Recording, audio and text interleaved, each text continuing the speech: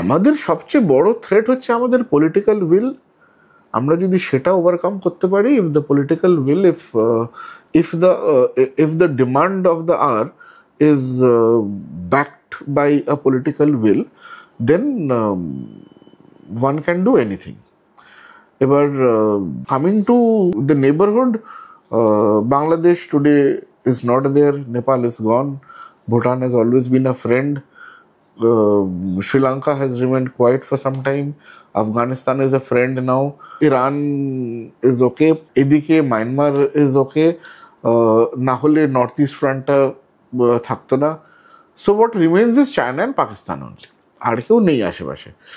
Right from cold war days till today's US, China, India, Pakistan.